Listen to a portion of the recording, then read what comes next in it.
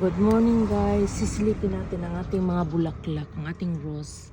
May mga ano siya may mga ano ba yung tawag ng uod na yan, isprehan natin. Kasi kinakain nila ang aking rose. Nakakaasar ang mga uod na yan.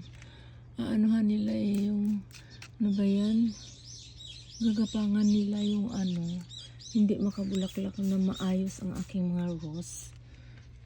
Kinakain nila ang rose Ayan may mga may mga bang tawag na na to?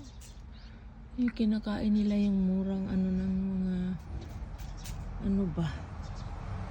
Kaya kailangan natin isprehan para hindi nila sira. Ayan ang dami nila ayan maliliit.